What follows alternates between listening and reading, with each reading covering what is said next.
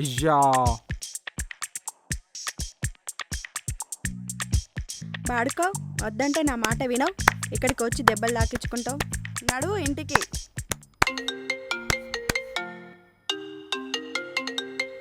Hello అన్నవాడు ఏందన్నా వాడు పిచ్చిపోకోడా బానుగాడు పోరోడు కింద పడితే క్లాప్స్ కొడుతుండు. అరే అభి, నువ్వు ఆ పోరోడు కింద పడిన నొప్పిని మాత్రమే చూసినవురా, కానీ వాడు వాళ్ళ అమ్మ పడిన బాధను చూసిండ్రా. అదేందన్నా? అరే ఇప్పుడు మనం క్రికెట్ ఆడి ఇంటికి వెళ్తాం. ఇంటికి వెళ్ళినాక ఏం చేస్తాం? ఏముందన్నా, మంచిగా తింటా పంట అంతే కదా. ఆ, కానీ వానికి అట్లా కాదురా, ఉమ్. వాడి పని వాడే చేసుకోవాలి, వాడి వంట వాడే చేసుకోవాలిరా. అదేందన్నా అర్థమైతే లేదు. అరే భానుగాడు చిన్న ఉన్నప్పుడే వాళ్ళ అమ్మని కోల్పోయినరా, అందుకేనేమో వాడు అమ్మ సెంటిమెంట్కి ఎక్కువ కనెక్ట్ అవుతాడు. ఓ అవునా? చూసినావా మనకి ఎంత డిఫరెన్సెస్ ఉందో. ఒక్కొక్కరికి ఒక్కొక్క డైవర్షన్ ఉంది. ఎట్లా అంటే ఒకరు తల్లి ఉంటే ఒకరు తండ్రి ఉండడు, ఇద్దరుంటే వాళ్ళకి మనశ్శాంతి ఉండదు. అందుకేనేమోరా దీన్నే జీవితం అంటారేమో. మేబీ. ఓకేరా, రైట్. ఓకే అన్నా, చలో కలుద్దాం. రైట్.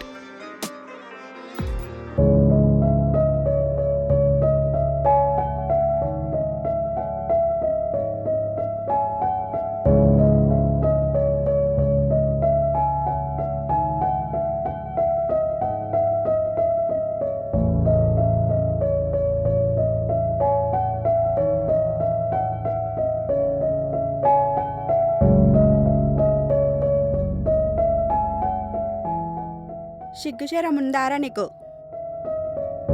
ఉ? ఎన్ని రోజులు రా నేను కష్టపడాలి, నువ్వు చెప్పు. మీ డాడీ మనల్ని వదిలేసి వెళ్ళినాక మనం ఎంత కష్టపడుతున్నామో నీకు తెలుసా? నాకు తెలుసు, దయచేసి అర్థం చేసుకోరా కన్నా. మమ్మీ ఊరికే తినేటప్పుడు సతాంచక్ మమ్మీ నన్ను. నాకంటూ ఒక రోజు వస్తుంది, నేనేందో చూపిస్తా. ఇంకెన్ని రోజులు రా సినిమా సినిమా అని పోతావు? ఆ సినిమా తెచ్చింది లేదు, పెట్టింది లేదు. నేను ఎంతకాలం రా కష్టపడాలి? మమ్మీ నువ్వు ఊకే నువ్వు కావాలంటే నన్ను కొట్టు, నన్ను తిట్టు, కానీ సినిమాని మాత్రం ఏమన్నా చెప్తున్నా.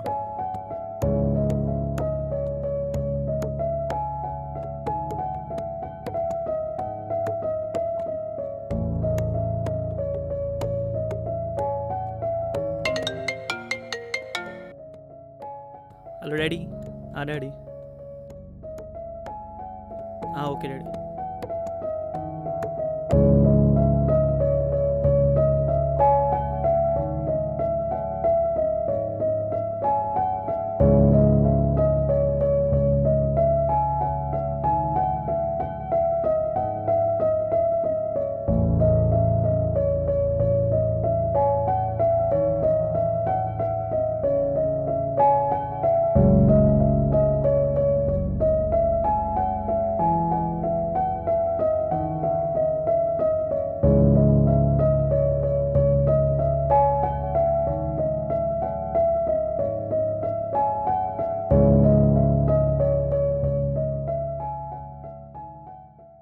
డాడీ టెన్షన్లో కొంచెం వాటర్ తక్కువ పోసిన అన్నం మాడిపోయింది.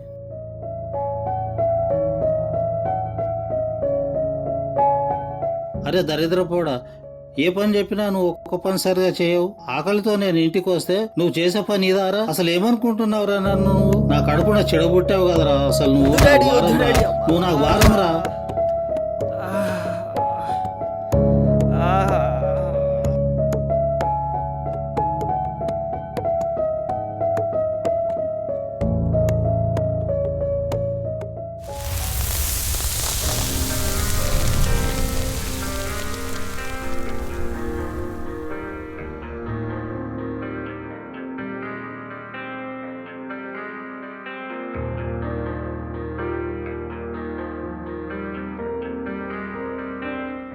అరే భాను, మందాబుది అవుతుందిరా. పైసలు ఎవరు నా దగ్గర?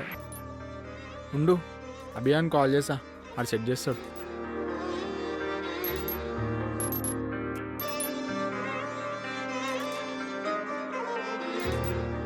హలో అభి, అరే మందాబుది అవుతుందిరా, మందెప్పిగా. ఓకేరా. Hi Anna. Hi Van. Hi bro. How are you? Hi bro. ఏమైంది అభిగాడు రాలే? అభిగాడు తెలియదేముందన్న మన ఇంట్లో ఎట్లయినా పంపారు. ఇక పని నాకు దక్కింది. సరే కానీ పోయి.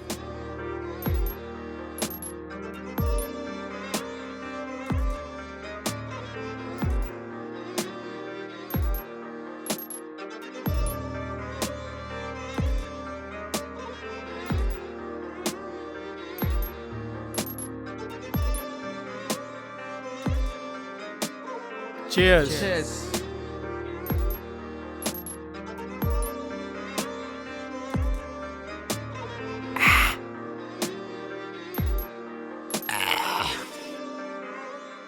ఏమైంది బ్రో, ముఖం అట్లా పెట్టినావు? మా డాడీ కొట్టిండు బ్రో. ఇంత పెద్ద అయినా కూడా మీ డాడీ నేను కొడతాడా బ్రో? మా మదర్ చనిపోయినప్పుడు నా ఏజ్ 15, కానీ ఇప్పుడు నా ఏజ్ 25.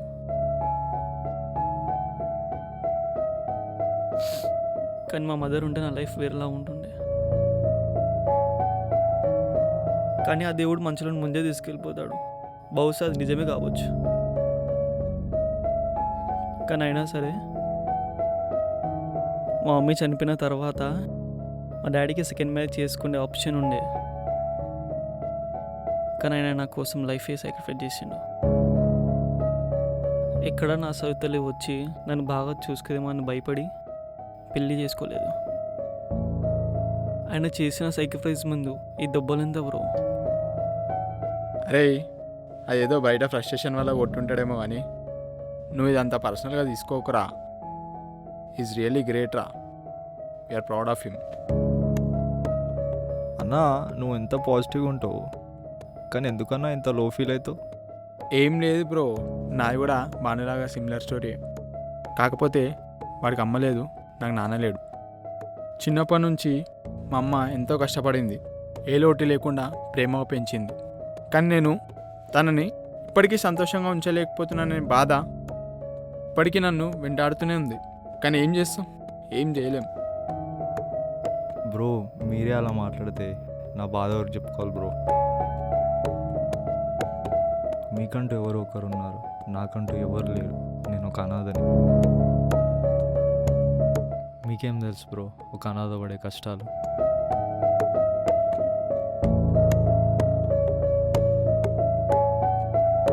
తల్లిదండ్రులు లేని పిల్లలు బాధతో, బాధ్యతతో, భయంతో పెరుగుతారు. అదే తల్లిదండ్రులు ఉన్న పిల్లలైతే బరువు, బాధ్యత ఏమీ ఉండవు, హ్యాపీగా బతికేస్తారు. కరెక్ట్గా ఉన్న వాళ్ళ జీవితం బంగారు బాట అవుతుంది.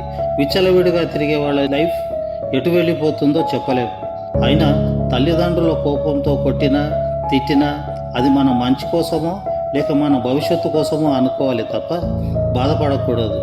దాన్ని మనం వాళ్ళ ఆశీర్వాదంగా స్వీకరించాలి.